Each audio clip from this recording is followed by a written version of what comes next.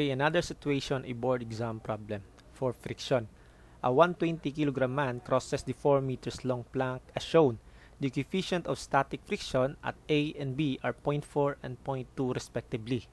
Neglect the weight of the beam, then the angle of inclination of this A is 30 degrees with the horizontal. So from 1 to 3, we are neglecting the weight of the beam. Okay, for number 4, this is my additional problem lang. Okay, so I consider the weight here, the weight of the plank, which is 90 kilograms. Okay, well, anyways, let's start to solve 1 to 3 muna. Okay, so first of all, we need to account the probable movement of the body. Okay, well, in this case, the movement of this plank. That is for us to know the direction of our friction. Okay, so by this, if that man is walking at the plank, the possible movement of that plank is paganyan. Okay, magsa-slide siya at A and B at that motion. Okay, therefore, our free body diagram should be like this.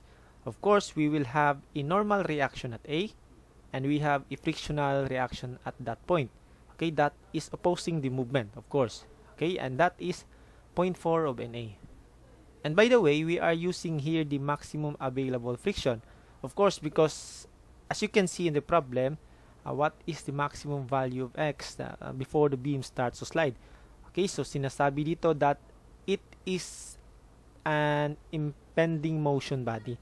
Okay, by this, we need to use the maximum available friction. Okay, that is in the merge moving na.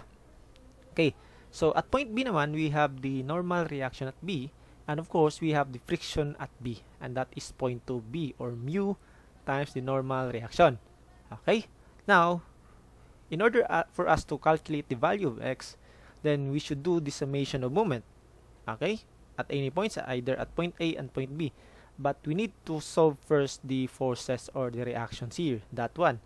We can just solve this by using the equilibrium equation. Okay, let's start this one. Summation of forces horizontal.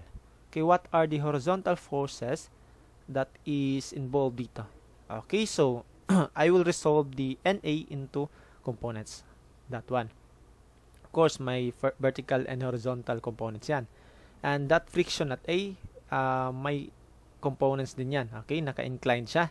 Okay, we will resolve that into components to simplify our solution. Now, ito, saan yung angle theta natin dito? Okay, most of the students hindi ito alam or naku-confuse paano i-transfer yung angle theta dito.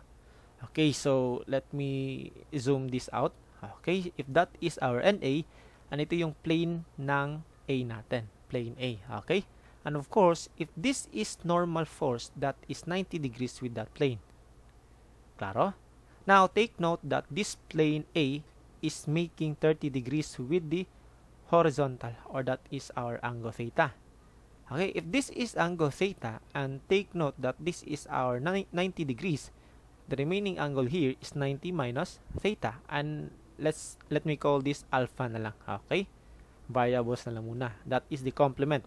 Now, if this NA makes angle alpha with the horizontal, this is also the alpha dito. And of course, yung matitirang angle dito with respect to the vertical, that is our theta. Okay, klaro? Therefore, ito yung angle theta natin. Okay, so walang problema dito because naka-orient siya sa ating X and Y axis. Okay, automatic nandito yung theta natin. Now, the horizontal forces here is this one, that is just NA sine of 30. Sine yan, okay? Pag wala sa kanya yung angle, that means that is the opposite, meaning that is our sine. Nasa kanya yung angle, that is our cosine. Okay, well, in this case, horizontal forces yung involved dito, that one. And this one is going to the right, positive. This one is going to the left, so that should be negative. That is 0.4 of NA, then cosine siya since nasa kanya yung angle or adjacent siya. Then minus 0.2 of NB, then I will rearrange this one. I will just factor our NA dito. Okay, ito yung mangyayari. Now, another equation to be used is summation of forces horizontal. I mean vertical. So the vertical forces here that one. NA, of course, cosine na siya because nasa kanya yung angle. NA cosine of 30 plus 0.4 of NA sine of 30. Take note that wala sa kanya yung angle dito. Okay, plus this one, NB, minus 120 multiplied by the gravity. Okay, and then I will rearrange this one into ganito. Again, I just factored NA dito, ha? Okay, then do the calculator. Just input this coefficient dito. And we will come up to these answers, NA and NB. And take note, yung hinahanap is yung value of x, so we can just take moment either at point A and point B. But, mas madali siya to take moment at A. Okay, mas simple yung orientation ng loads dito. Okay, you can do it in B, but medyo confusing sa forces dito. Okay, anyways, it's up to you. Okay, so summation of moment about A, and that should be that one, 120 kilograms multiplied by the gravity. The moment arm should be at this point up to dito lang. So that should be 4 minus x. Then this NB will create counterclockwise moment, NB multiplied by 4 natin. Okay, the moment arm equate to 0. And we calculated the value of x dito. Okay, ito lang yung medyo matagal dito sa problem na to. Okay, for number 2 and 3, okay, we just gather the NA and NB. The reaction at A. So, the reaction, pag sinabing reaction, that is the resultant reaction. Okay, that means our RA is the square root of these two forces, then squared sila. Okay, i-add mo lang. Pythagorean theorem lang. Okay, and that is the value. For RB naman, okay, the same. The Pythagorean theorem lang dito sa dalawa. And ito yung RB natin. Okay, so actually, my other solution to. We can just do the force polygon. Okay, take note that if this is our RA and this is our RB here, okay, we can just simply do the force triangle.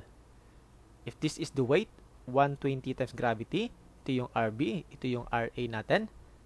Then, all we need to know is the angle.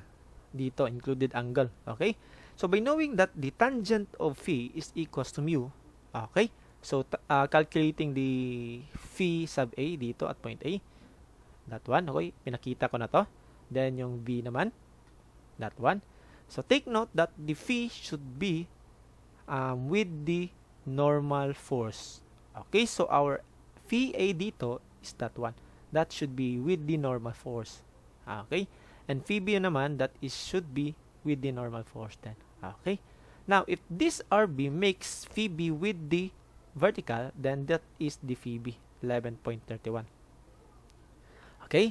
Now, take note, we need to know this, RA making with the vertical. So, ito yon, RA making with the vertical. So, this one is just, if this is 30, i-minus natin ng phi A, then ito yung matitirang angle dito. Or that is just 8.2 degrees. Okay? Now, we can just simply calculate this angle dito by knowing that the sum of interior angles of a triangle is 180 degrees. Okay, minus nyo lang yan. That is 160.49 degrees. Then, we can just do the sine law. Okay? RA over the sine of the opposite angle is equals to a given load, that one, over the sine of the opposite angle. And similarly to the RB. Okay, so if you do the calculator here, it will give us approximately the same answer dito. Okay? So, kayo na lang bahala dyan. Now, we will move to problem 4. Okay, so for problem 4, we need to account the weight of the plank. Now, you can just do this equilibrium equation, but dito, gagawin ko na lang is yung force triangle. So, ano yung magbabago dito? The vertical force lang, that one. Magiging 120 plus 90 kilograms yan, or magiging 210 times the gravity. Okay, again, by since I want to calculate the value of x, so ang kukunin ko na lang yung RB. Okay, hindi ko na lang kukunin yung RA. Magmo-moment ako about A. Then, our RB here is 879.81. Then, summation of moment about A, that should be, Okay, unahin ko to. 90 kilograms times 9.81 times the moment arm 2. Of course, mag-aakyan at the center. That is weight of this plank. This one will also create clockwise moment. So, mass times gravity. Moment arm is of course 4 minus x. Ito yung matitira dito. Okay? Then, this one, RB will create counterclockwise moment, but i-account lang natin yung the vertical component niya. Okay? This one won't create moment about A. So, that will be RB. Take note, nasa kanya yung angle, so cosine yan of that angle, phi B. Times the moment arm na 4, then we will have this value. Okay? Okay, let's try another example. Friction pa rin. The open cylinder shown weighs 4.3 kilonewtons and the coefficient of friction for contacting surfaces is 0.2.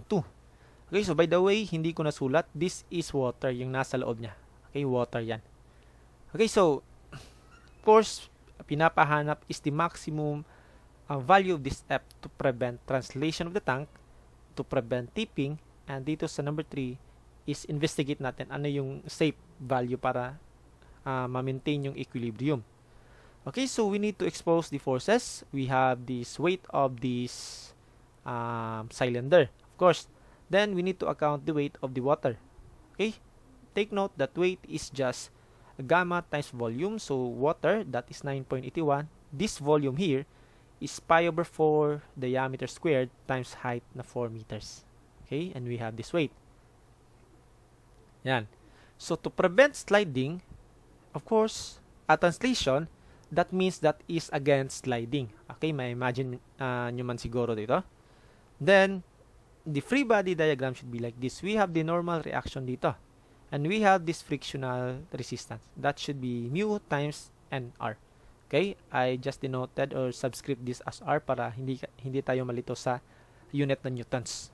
Okay? So, of course, the probable movement is going to the right. Dapat opposing yung friction natin. Now, by this, against sliding, we need to calculate first the NR. And of course, as you can see, NR is just equals to these two forces dito, opposing forces. Okay? Now, by summation of forces horizontal, then we will use the maximum available friction. Okay? That is to impede moving na. Therefore, FA is just that one, the friction, or that one. Okay? Ito yung force kung saan in the merge of sliding ng ating cylinder. For number 2 naman, find the F to prevent tipping. Ano ba yung tipping? That is overturning, kumbaga. Okay, ganito yan. If you will imagine this, possible movement nito is pag ganito, magtitip. Okay, about this point dito. Okay, so we are considering here moments. So, ibalik ko lang. Okay, to calculate that, we'll take moment about this point O. Okay, so that will be F times 2.4, then minus this one will create counterclockwise moment about O. So, i-add na lang natin. That one.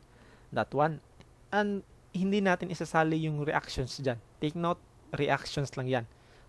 That force or that reaction is due to this external force dyan. Okay, parang nag-up dito konti yung ating cylinder kasi. Kaya walang reaction dyan at that case, kumbaga at the merge of tipping na. Okay, so that one equate to 0 and we have this one for number 2. And for number 3, find the F for the tank to remain equilibrium. Okay, so mahirap to. Okay, to maintain equilibrium, we will just compare against sliding and against overturning or tipping. So, ano yung force na gagamitin natin para hindi gumalaw yung ating cylinder?